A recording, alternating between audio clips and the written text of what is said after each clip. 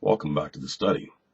Our last session we talked about this demoniac that Jesus freed from the demons, and we talked about some of the issues of the power of Christ in our lives and how sometimes we see that great power illustrated around us and we're not sure we really want to get involved. We left that last segment of scripture with the people basically asking Jesus to get out of the way, just take off. We've had enough. And he did, indeed. We're going to pick up in verse 18. 3 simple verses that we can really learn a lot from. Chapter 5 of Mark, verse 18. As he was getting into the boat, the man who had been demon-possessed was imploring him that he might accompany him. In other words, this guy wanted to go with Jesus. He wanted to be a disciple.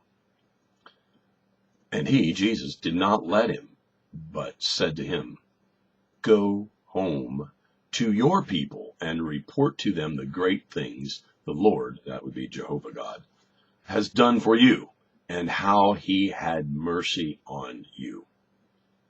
Think about that. Sometimes the Lord does things for us that are great and marvelous and miraculous, and we don't really recognize it.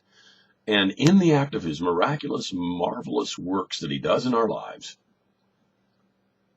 he's actually showing mercy to us because we mess our lives up pretty bad. And we don't realize our need for mercy.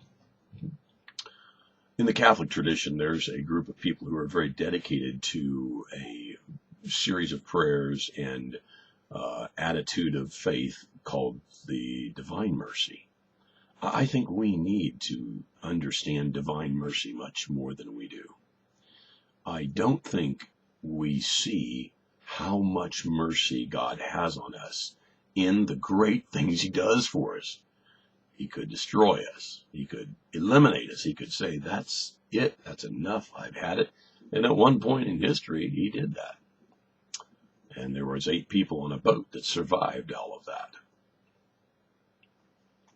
So when he says, "Go home to your people and report to them the great things the Lord has done for you," the great things the Lord has done for you and how he had mercy on you, he was saying both things. You talk of the great things. You share this testimony that you have, and you also share that under the umbrella, under the tone, under the filter that God had mercy on you. What is mercy?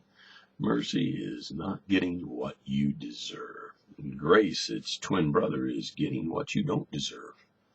That's why there's so much talk in salvation about grace and mercy.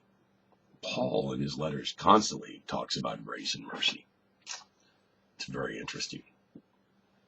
Verse 20. And he went away, this man that was delivered, went away and began to proclaim in Decapolis what great things Jesus had done for him. And everyone was amazed. Well, Decapolis is not a city. It's a region kind of on the northeastern side of Galilee, on the other side of the lake, as they would say. And it is made up of 10 deca, 10 cities.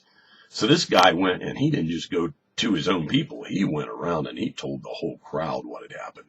And he went from city to city, sharing what Christ had done for him and the mercy that God had had on his life. He was a mess. He was a wreck. I mean, he was demonized to the hilt.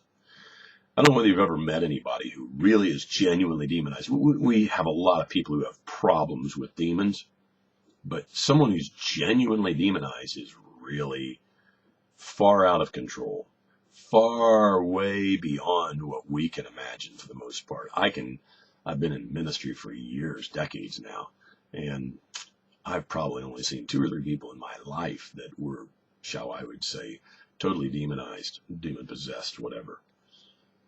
A lot of demonic activity in Christians' lives, a lot of demonic activity in the church, but that's not the same as demon possession, and we need to keep a clarity on what that is. But to know that and then to understand God's righteousness and how he does not tolerate sin.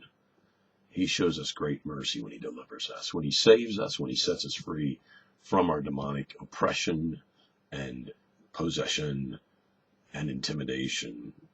That is really an act of mercy, and I think we all need to understand that even more. So the next time you're out sharing your testimony of what God has done, and you're going all over the place, which is what you should do. This man sets the example by going all over those 10 cities of Decapolis.